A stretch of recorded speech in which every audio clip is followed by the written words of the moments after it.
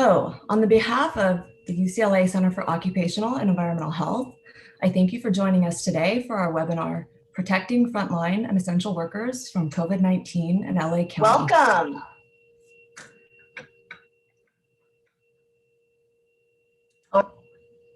Today, we'll hear from presenters in distinct sectors about their varied experience and lessons learned in responding to COVID-19 outbreaks.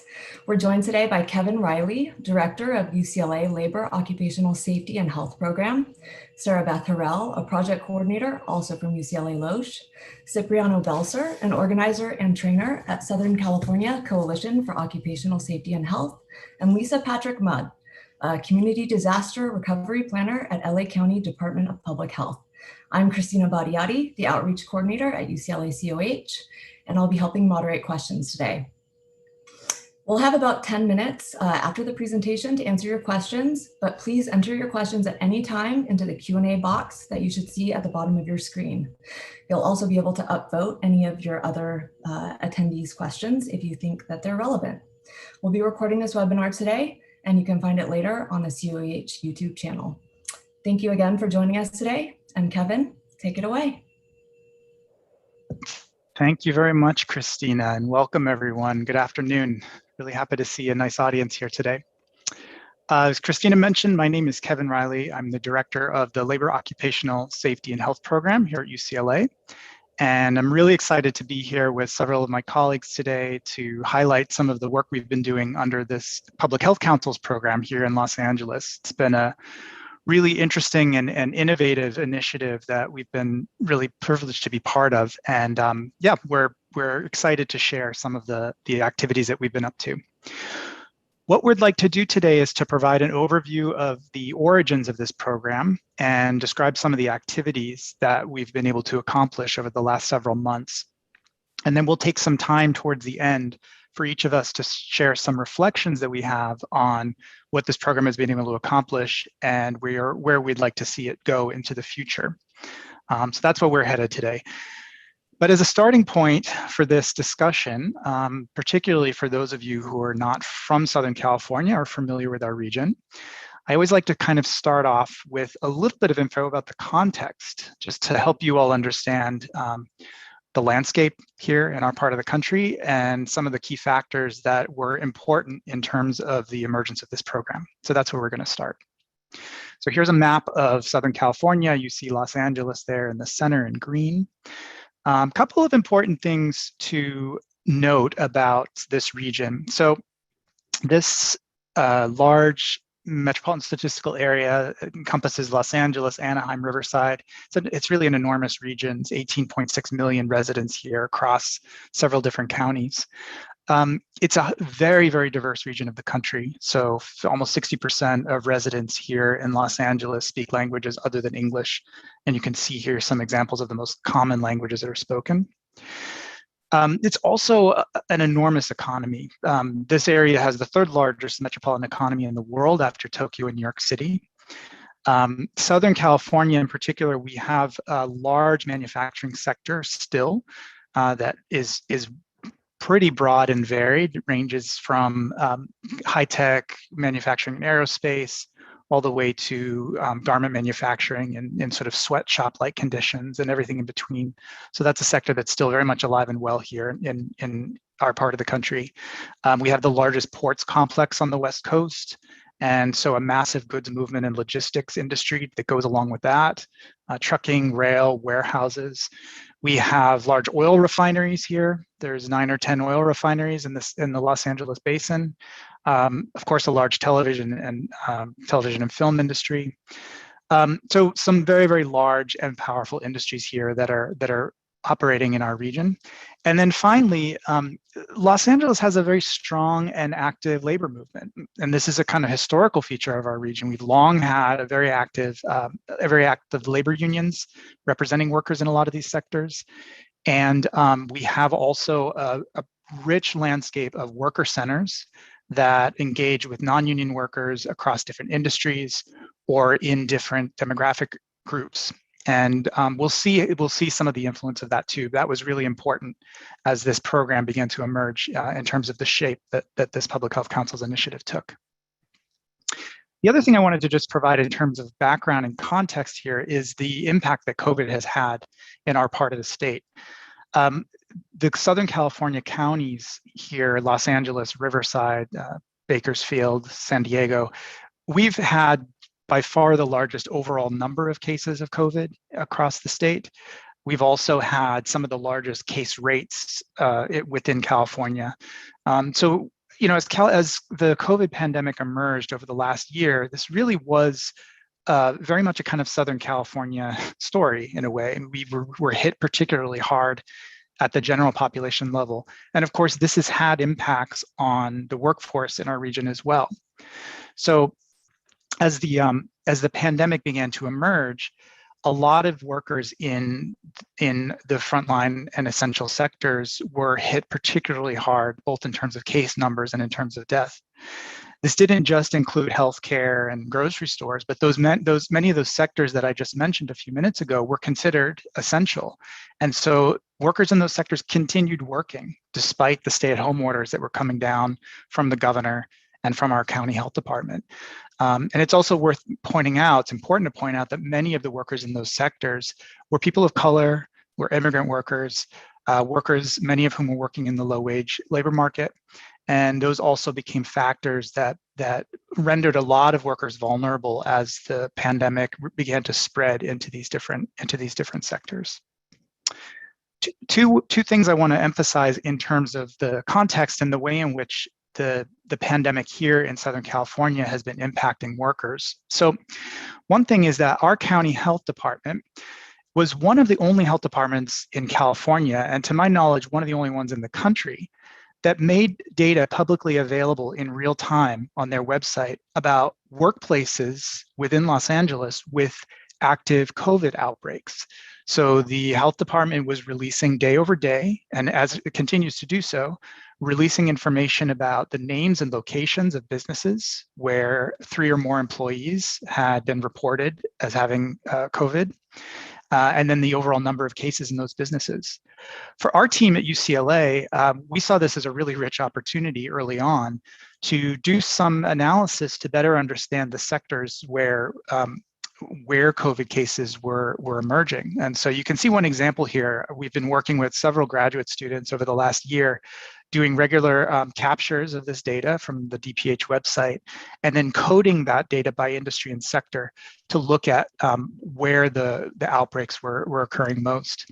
So this chart is one example. It shows between July of 2020 and up through May of 2021. It sort of gives you a sense of the number of work sites with active outbreaks at each of these points in time when we did these captures. And we've coded them here.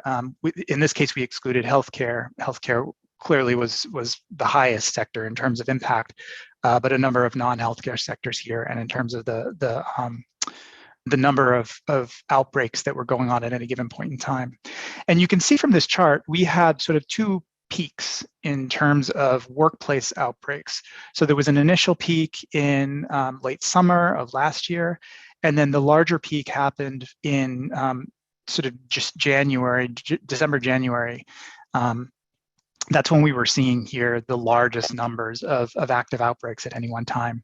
So this chart, it takes those same numbers. This is January 15th data. So this is effectively from our capture, the date where there were the most outbreaks across the entire past year. And you can see on that date, there were 1,449 different work sites with active reported outbreaks that were impacting an estimated 24,000 workers who had been reported as having COVID. And you can see below in this chart, the analysis that we did in terms of the sectors that were most impacted, the most common sectors we saw within those numbers. So you see healthcare is high here, healthcare in residential settings, but also sectors like grocery and retail, a lot of those manufacturing sectors, food processing, warehousing, restaurants. And just also to note here that, this is just data that was reported to the department. So we also know that in many sectors, it's very common for underreporting to have occurred. There were likely many other outbreaks happening in certain sectors that never made it to the Department of Public Health. So these are just the numbers that were officially being reported by the department on that date. The other thing I just wanted to highlight in terms of some of the context and background of the Public Health Council's initiative is a couple of large outbreaks that had occurred here in Southern California really early on in the pandemic. So two I'll share with you. This first case was at a meatpacking facility in Southeast LA called Farmer John. This is a facility that processes Dodger dogs and a lot of other meats that we eat here in our area. In May 2020, there was an outbreak that occurred of COVID in the ham boning department in Farmer John. And there, as a result of investigations that the department did, a total of 153 workers contracted COVID as a result of the outbreak. Investigations by the department and by reporters who looked into this afterwards found that the company had only provided masks and face shields and barriers after workers had started to get sick. So there hadn't been sufficient kind of proactive measures in the workplace to ensure that this outbreak wasn't spreading. And one worker was quoted in a Los Angeles Times article saying that we need to feel safe on the job and we don't. The second example I'll share really quickly here is at a garment manufacturing facility. So this is a LA Apparel. This one occurred in June of 2020, also got a lot of media attention. In this case, there were over 300 workers who tested positive for COVID, and there were 4 deaths among the employees here. Here again, investigations that happened after the fact found that workers were not being informed by their supervisors about these outbreaks, about these cases as they were coming up. And there are factors here in garment manufacturing in particular, some challenges around piece rate payment systems, workers being afraid of retaliation. There were a lot of incentives for workers to just continue to go back to work, even though they were really scared and knew that there were some problems at the workplace. In this case, the health department did in fact close the plant down, and the facility owners were required to make some changes before it was reopened.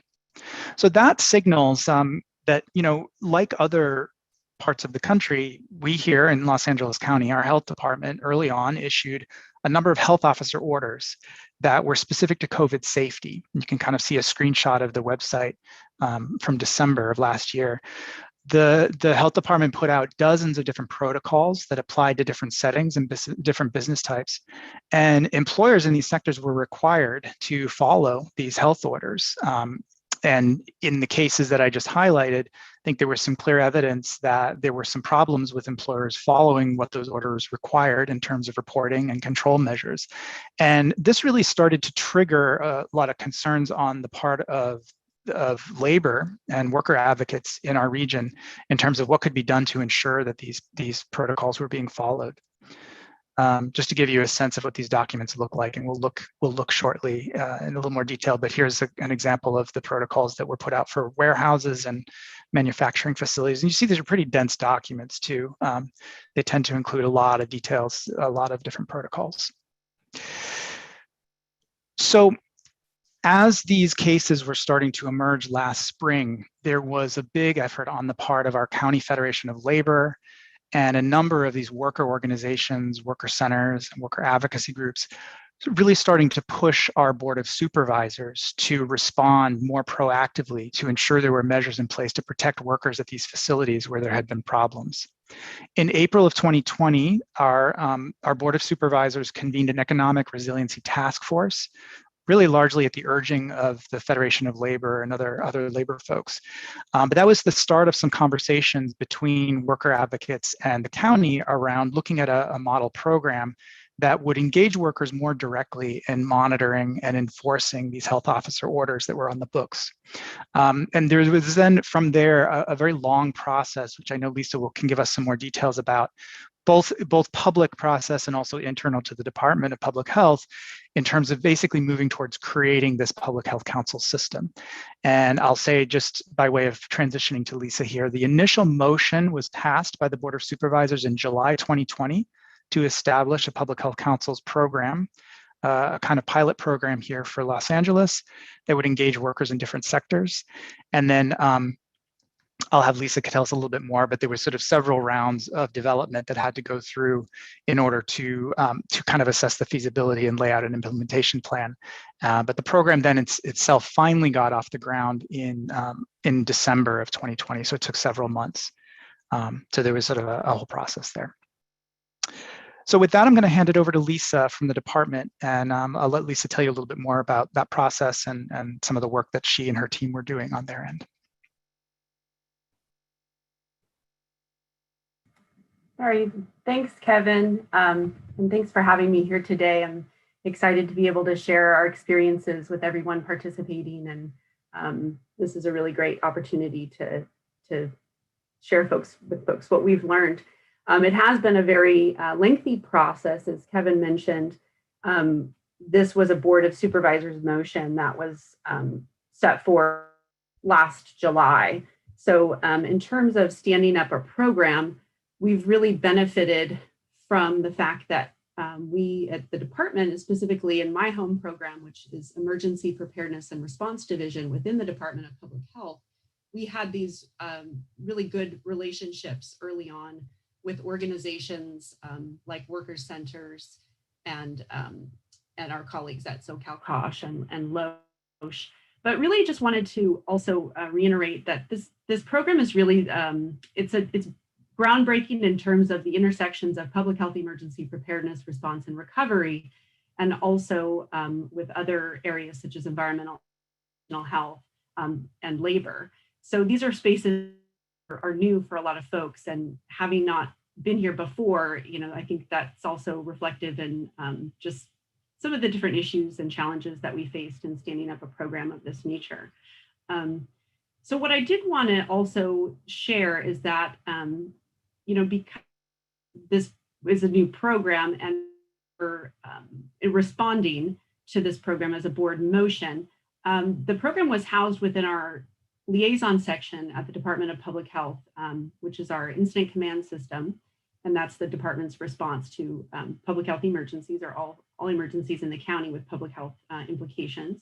And at our program, we were specifically charged with supporting the Public Health Council's initiative and drawing with expertise from other folks' departments and folks that are, in executive roles that are supporting our efforts.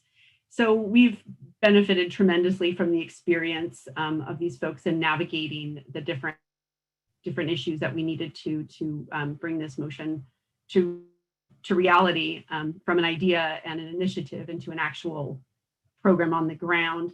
And so, with that, as Kevin mentioned, that required a lot of different issues to sort through, including meeting with different stakeholders from both business and labor communities. I believe last summer we held, 3 listening sessions, our labor advocates, and I think about 8 or 9 with business sector advocates.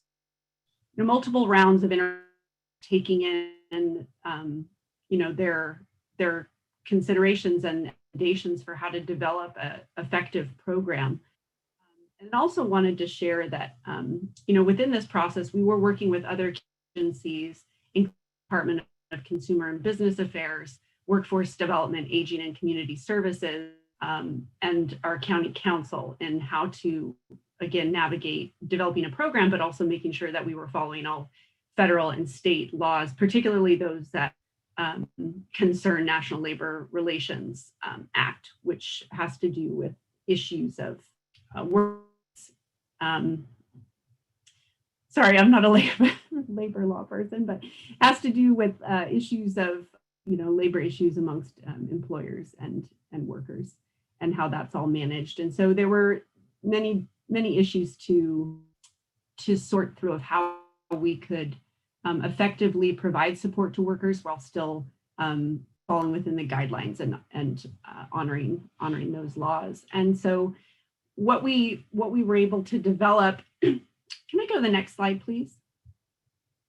What we were able to develop was a program that worked with different stakeholders, including bringing on a third-party administrator at Liberty Hill Foundation, who really was able to help us bring on our contracted organizations. The department was able to bring on certified work organizations, which are community-based organizations that would provide the technical support, education, and assistance for creating and forming public health councils, which are the groups of workers in the workplace who are focused on health officer orders and making sure that those health officer orders are being followed in their workplace to make safety for all folks that are there under the COVID. So we also had, again, with the Department of Public Health, we have our small but mighty team who has been working tirelessly, and it's just an amazing group of people who have been envisioned and stood up and been supporting this program from the beginning. And so we are, I think it's about 7 of us that are supporting the certified worker organizations who then support the public health councils. And then underneath all of this, we had a lot of training and support needs in terms of educating our certified worker organizations about the health officer orders. And that was really the bulk of, the work that was going to be happening on the ground at the Public Health Council level, was that education and deep understanding of material and what was actually contained in the health officer orders. And just to remind folks that health officer orders given from the county health officer, our health officer, Dr. Muntu Davis, these are legally binding and enforceable laws of a jurisdiction. These are not suggestions, these are mandates that employers are required to comply with. So it's very important that the organizations that are teaching this information and providing this technical assistance to the public health councils have a very strong grasp of this information, are able to convey it in a helpful and appropriate way to our partners. With UCLA Labor Occupational Safety Program and our colleagues at Southern California Coalition of Occupational Safety and Health, we were able to stand up a robust training program, which I believe Sarah Beth is going to speak to in just a moment. So I realize I'm kind of moving quickly through this, but next slide, please. Just wanted to show different organizations and types of organizations that worked with or are working with under this initiative. We refer to them as certified worker organizations. CWOs is the term we're using. These are 501c3 community-based organizations who are serving workers that are focused in different communities, but also in some extent with workers in sectors that were highly by the COVID outbreaks, as Kevin had mentioned. So food manufacturing, garment manufacturing, warehousing and storage, and in restaurants.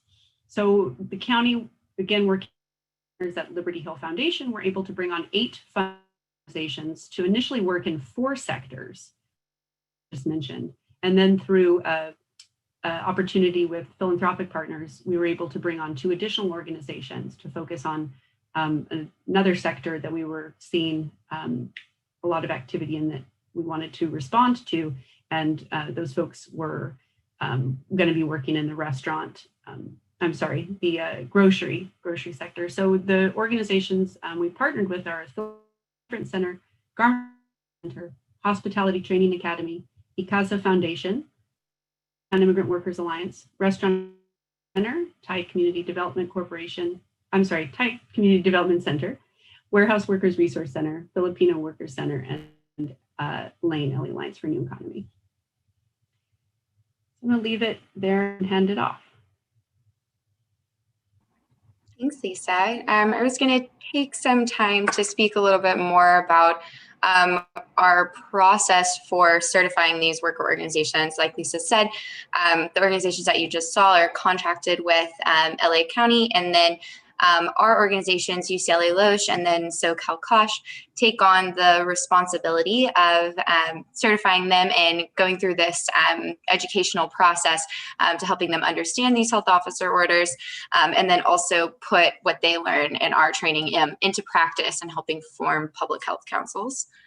And so there's a few kind of terms that I think are important to understand when thinking about our training philosophy and then the training that we ended up putting on for our CWOs.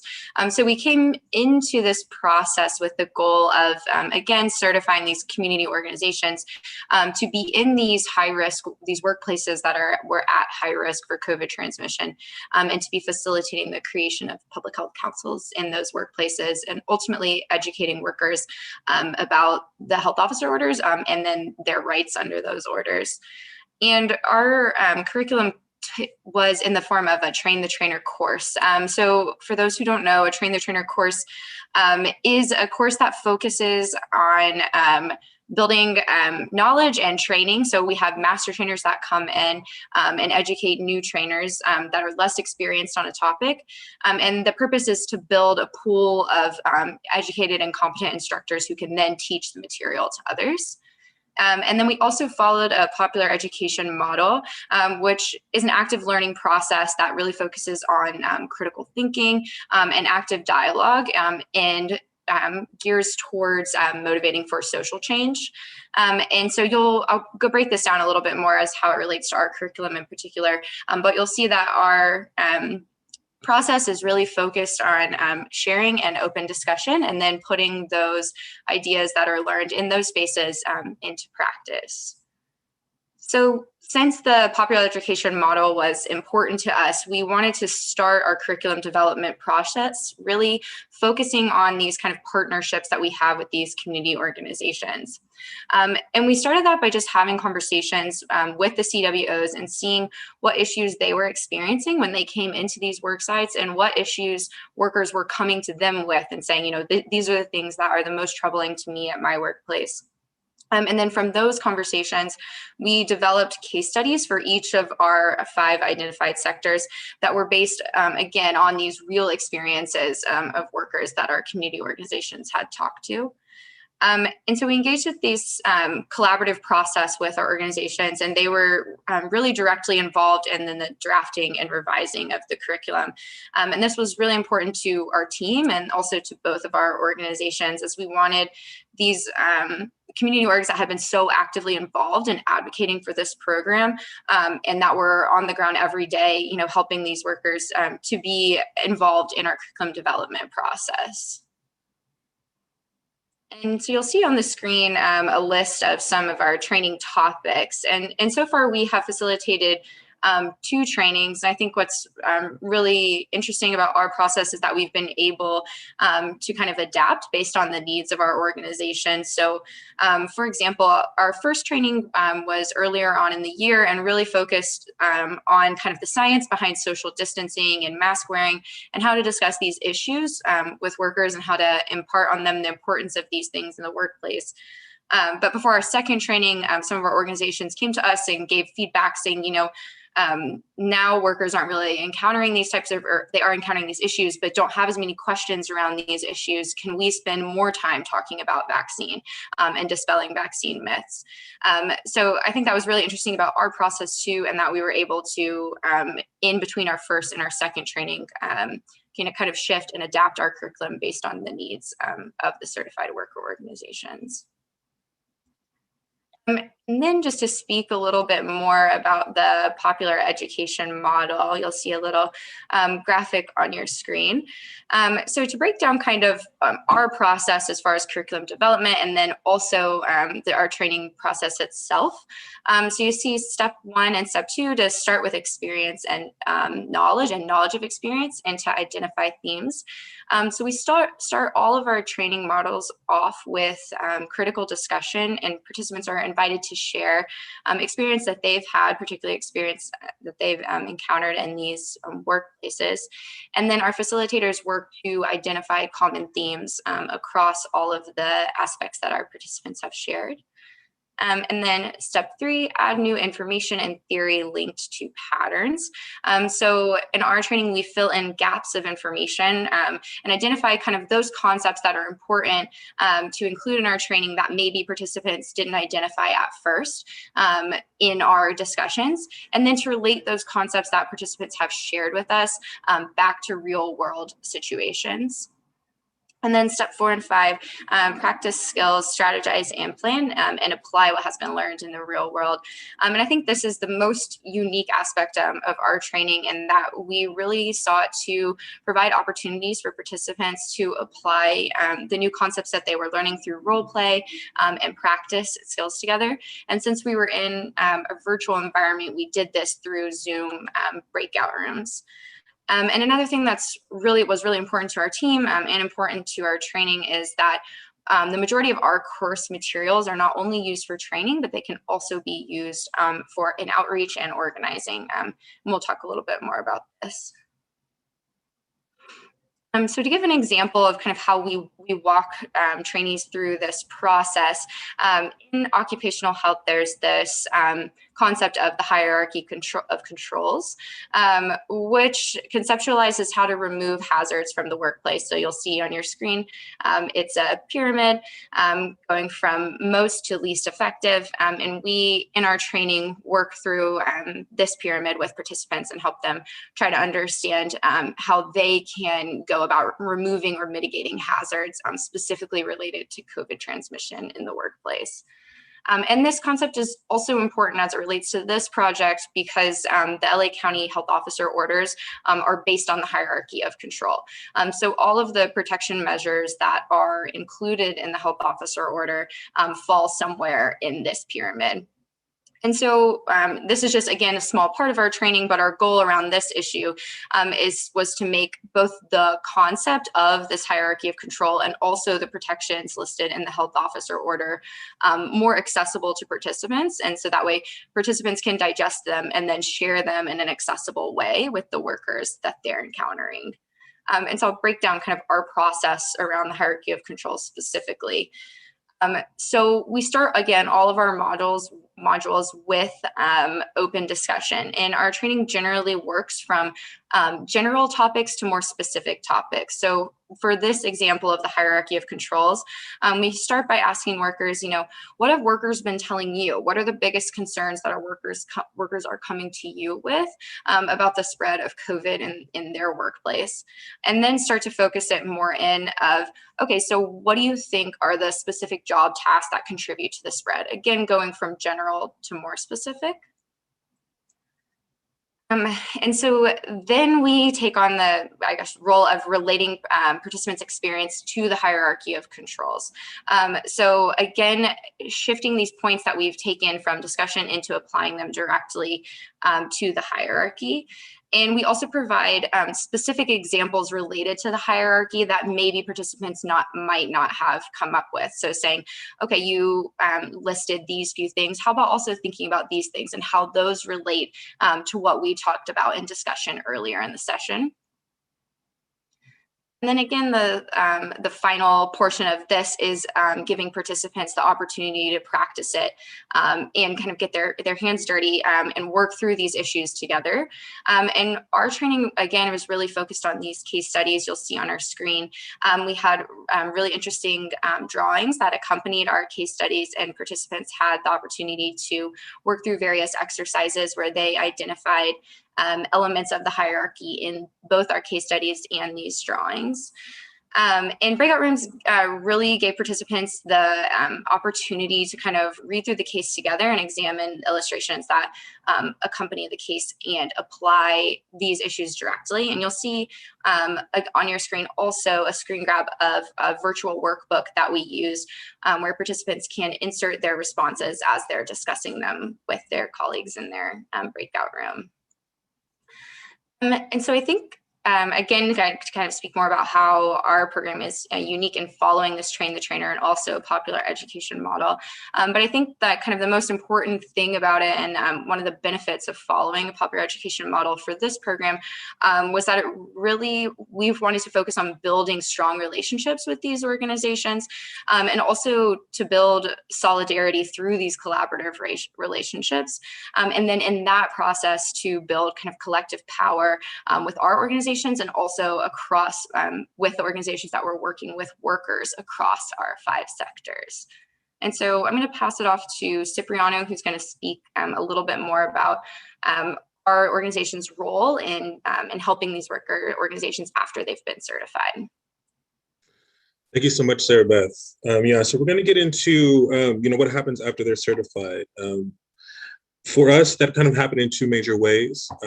One was the more large-scale, big group feedback and interaction, and then there was a second part that was kind of more of a individual interaction. Can we go to the next slide? Go back one. All right. So The bigger large scale support was through the continued engagement with the county health department between us, LOSH, and the certified worker organizers and their organizations. We hold monthly meetings, and in these meetings, we would continue to dig into the health officer orders to get folks really familiar and understanding them.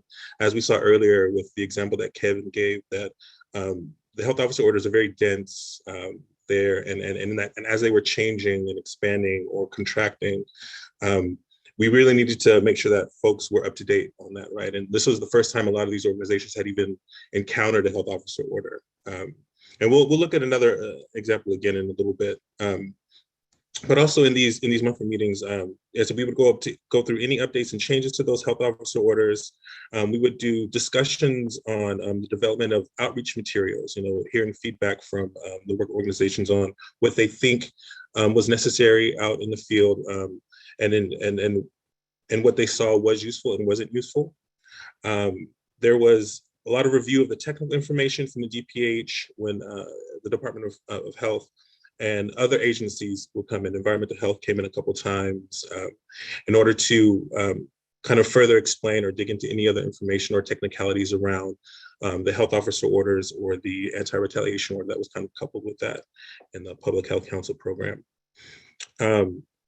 So in these kind of initial conversations, and the Department of Health's response to the needs and feedback from the organizations, there were some really amazing developments that came out of it.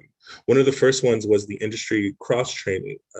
We realized that some of the worker organizations that were participating in the program either focused on particular communities of people or particular regional areas as opposed to specific industries.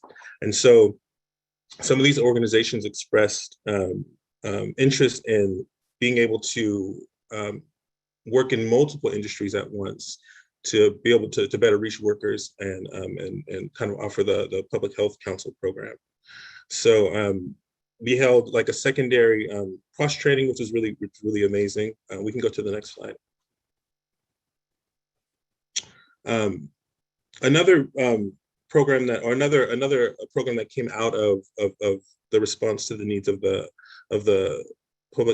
worker organizations was the vaccine pods. As Sarah Beth kind of went over earlier, in that second cohort and in talking with the worker organizations, we found that vaccines and either the hesitancy around that or access to became a really important part of or the really important need for the worker organization. So then Department of Health then offered to work with the organizations to create pods, either in the neighborhoods that these folks were working in or at the worker centers themselves, so that their membership and then the folks in those community and folks attached to their membership could then have access to vaccines.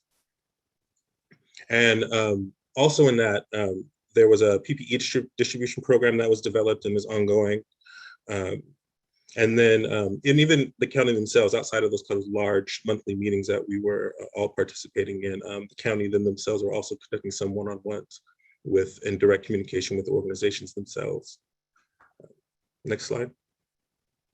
So yeah, I just kind of wanted to revisit the health officer orders and the fact that even, I don't even know how many folks out there in the audience are even familiar with what a health officer order is or what it looks like, right? I know this is my first time encountering them. And so they can, as I said, they're really dense, they can be really intimidating for folks. So I think, and I show this too, so as we go to the next portion of how we supported workers, yeah, we can go to the next slide. The more kind of targeted, kind of individual one-on-one support that happened. So us at SoCal Kosh and our colleagues at UCLA LOSH really handled a lot of the more intimate support with worker organizations. We realized that it's a very important component of the program, right?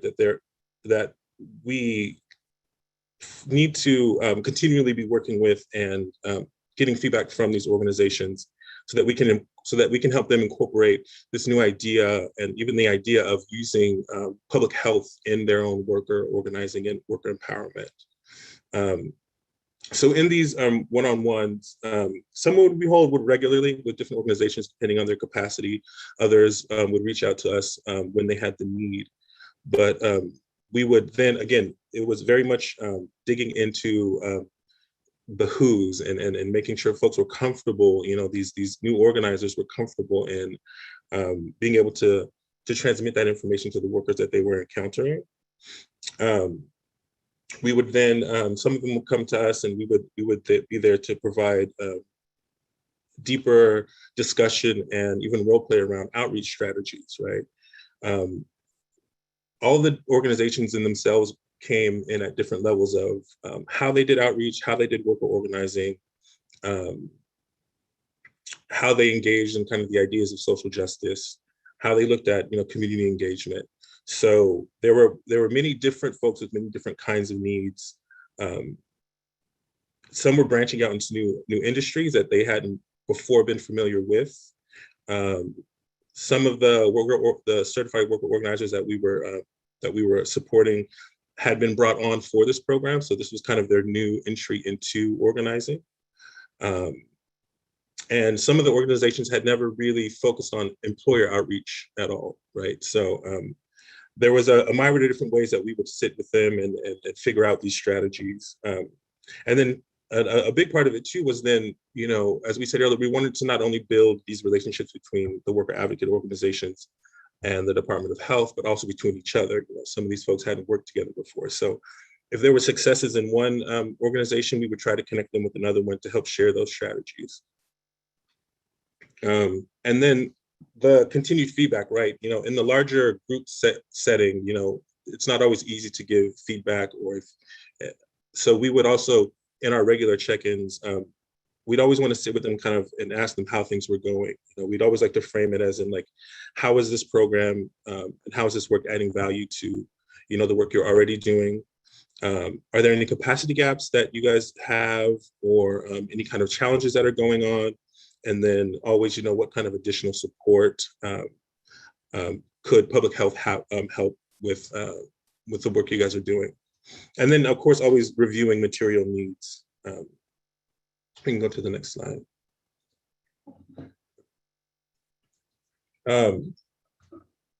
So, and talking, going further about ongoing support, I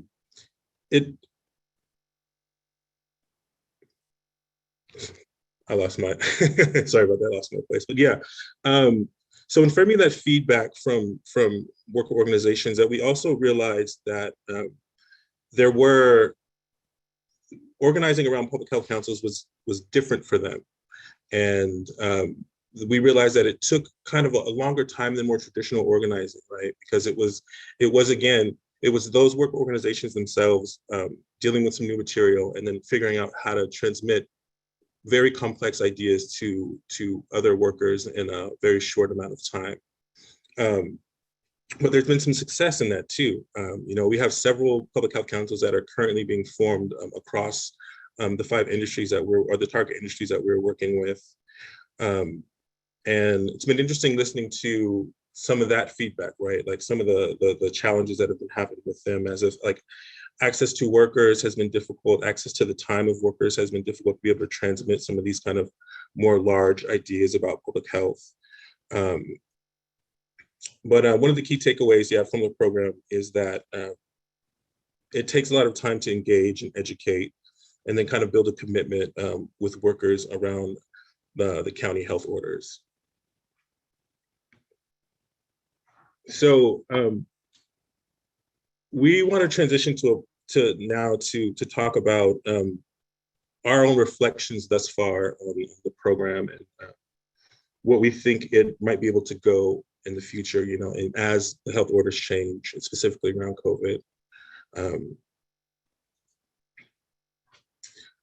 For me, I think it's been really, really great to see the coupling of the resources and knowledge that like the Department of Health has with the community expertise and the community relationships that a lot of the certified worker organizations have. In that, I think it builds a really great relationship that kind of honors and supports the strengths and challenges that each of these different organizations have, right? There's different flexibilities, there's different between the two. And I think it's really important that this kind of what we might call like a co-enforcement model, right, applied into the public health sphere and labor, it helps workers like really effectively participate in the health and safety of their own community. And in the sense of laying a foundation during like what we might call blue skies times, right? Laying a foundation for response that the workers can then themselves like effectively participate in if a disaster does occur. Yeah, so for me, like, and I've had a little bit of experience before this in this kind of co-enforcement model, working with like the wage and paid sick days kind of co-enforcement model that happened with a lot of the worker organizations here in LA. And I think it was really effective in not only providing these worker organizations with more tools, but also making the county agency or the city agency more efficient in addressing the issues that do come up in workers' lives.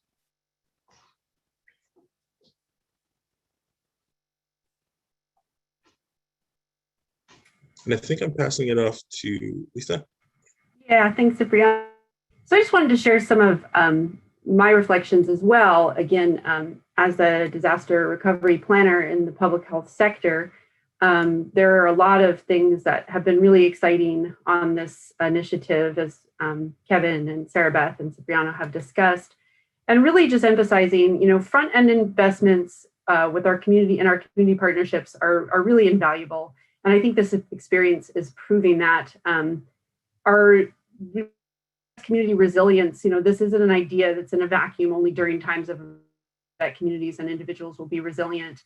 It's really about lifting people up and working together to bring along long-lasting changes. And that takes a lot of time and effort. And, this is a long haul effort that folks are all involved in. So developing our strong community relationships, as I mentioned, with the stakeholders and folks involved, it takes effort, but the payoff is really meaningful. I think these relationships that we're developing and building from are really effective because we have the benefit of our community partners and their deep knowledge and experience in working with the communities that are disproportionately impacted by both COVID and all disasters. Really, when we think about it that way.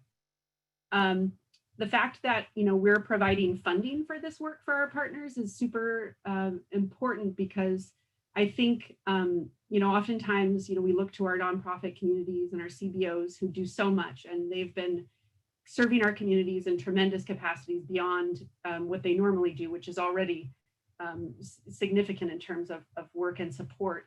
And that work needs to be acknowledged and needs to be adequately funded. And so I'm glad that that was a big component of the work that we were doing. And also in terms of reaffirming the rights of workers and the rights of people to have dignity and respect in the workplace, and creating a culture of collaboration to encourage healthy work environments, which will then encourage healthy behaviors and result in better conditions from the start, which can improve outcomes from future disasters.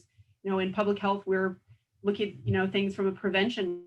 How can we get upstream, and how can we mitigate impacts of disasters that we know are around the corner?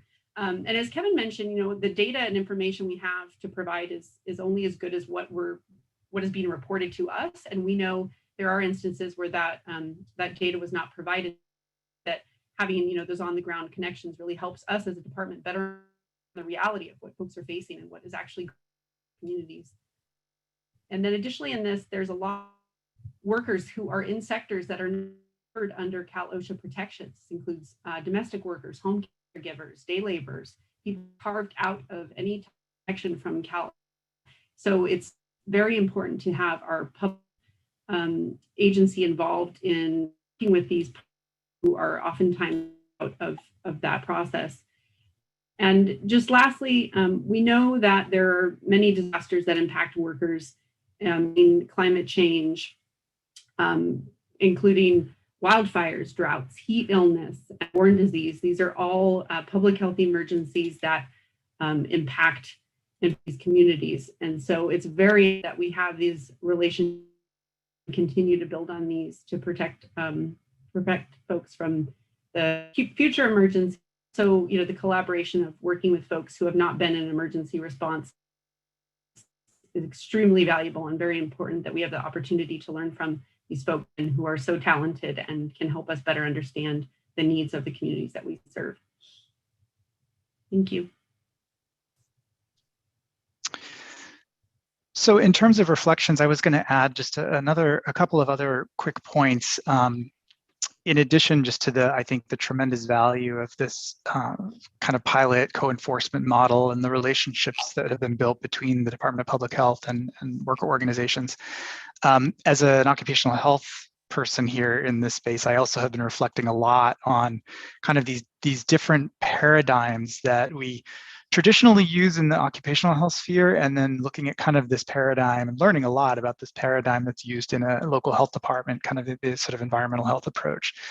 So, I think in the occupational health world, there's such a kind of long tradition of focusing on the particular needs of workers and kind of acknowledging the uniqueness of workplace dynamics, power relationships, different ways in which workers may or may not feel comfortable stepping up and addressing concerns. It's been really interesting to me as we go through this process that perspective isn't necessarily as widely shared on the public health side, environmental health side. And so we've had to do some, we've had a lot of conversations and some education with our friends at DPH about here's what it means to be doing this kind of work in a workplace as opposed to doing it for the general public. There's also this tradition in the occupational health side of worker engagement, sort of establishing these structures like health and safety committees, which of course served as a model in this case for these public health councils. But it was a brand new model on the side of the public health folks. So, really working together to help everyone participating understand what that model looks like, how it can be most effective, what are the needs of workers participating in those structures in order to effectively carry out their work in terms of monitoring and helping to support compliance. And then the last thing in terms of these contrasts is we've had a number of really interesting conversations about the value and the importance of involving workers in documenting hazards. OSHA inspectors are typically trained when they're going out to engage with workers, to collect information from workers, to gather their testimony, to take information they may be giving outside of the context of an investigation and taking that into consideration when they're making or deciding about citations. That also is not necessarily the way in which the local health department here would operate. We had some, interesting discussions about how inspectors were going out and maybe not necessarily making an effort to talk with frontline workers. They would walk around a facility with the business owner and everything looked okay. They were good to go. And so we've been really lucky to have a few inspectors working with us on this program who've been really open to having these conversations and thinking more about different ways that they could potentially be doing their work to ensure that the concerns that we know are happening and that workers are articulating, that they're captured on the side of the health department staff who are issuing these citations when there are problems with compliance with the orders. So those are a couple thoughts I had, and I want to, Sarah Beth, I know you were going to weigh in as well with a few thoughts. Yeah, I know we're reaching up on time, so we have to wrap up in a second. But I think for me personally, and in a lot of our conversations that we have been having around this program, I think that the COVID-19 pandemic was a really unique kind of, time where occupational health and public health really collided, particularly in Southern California, in this unique way where we saw workers being put in these really vulnerable situations in these workplaces, and then also returning home and unfortunately putting their families in these situations for reasons that were out of their control. So we saw this spread happening in the workplace, and then also the spread that was happening in the home, and really kind of drove a lot of us to realize the need for this program and the need to protect workers in their workplace as a means of slowing the spread and protecting their families in their home.